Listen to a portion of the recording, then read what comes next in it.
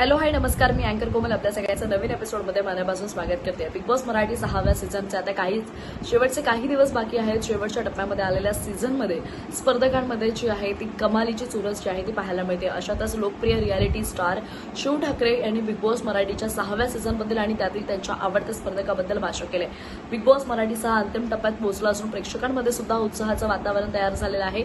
एका चॅनलला दिलेल्या मुलाखतीमध्ये शिव ठाकरे जो हा म्हणाला, मी द 50 मध्ये व्यस्त असल्याने हा संपूर्ण सीझन फॉलो करू शकलो नाही, पण मी काही क्लिप्स पाहिले आहेत आणि या शोला चांगला टीआरपी मिळत असल्याचं सुद्धा मला वाटतंय आणि त्यामुळे एक अभिमान आहे।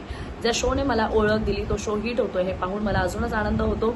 जेव्हा त्याला आवडत्या स्पर्धकाला विचारलं तेव्हा त्याने स्पष्टपणे विशाल कोटी यांचं नाव घेतलं। शिव म्हणाला, मी पूर्ण गेम पाहिला नसला तरी विशाल हा माझा खूप जवळचा मित्र आहे, त्यामुळे माझा पाठिंबा त्यालाच असेल। विशेष म्हणजे याआधी शिवने अमरावतीच्या रोशन भजनकरला देखील पाठिंबा दिला होता। या मुलाखतीमध्ये शिवने मराठी सिनेसृष्टीत काम करण्याच्या आपल्या इच्छेबद्दलही मोकळेपणाने सांगितलं। तो मुश्किलपणे म्हणाला की मी मराठी दिग्दर्शक आणि निर्मात्यांना का दिसत नाहीये हेच मला समजत नाही। मात्र त्याने चाहत्यांना आशाही दिली की सध्या काही लोकांसोबत चर्चा सुरू असून तो लवकरच एका मराठी सिनेमामध्ये दिसण्याची शक्यता जी आहे ती वर्तवली जाते। तर आताच बिग बॉस मराठी सीझन 6 मध्ये सुद्धा एक वेगळं जो गेम आहे तो ट्विस्ट अँड टर्न्स जे आहे ते आलेले पाहायला मिळत आहेत। आता अशातच बिग बॉस मराठी 6च्या घरामध्ये सध्या रंजक वळण आलेलं आहे। वाईल्ड कार्ड एंट्री घेतलेली रेवा कोरसे ही बिग बॉस मराठीच्या घरातली शेवटची कॅप्टन ठरली आहे। आता कॅप्टन्सी टास्क संपल्यामुळे सगळ्यांचं लक्ष जे आहे ते ग्रँड फिनालेकडे लागलेलं आहे।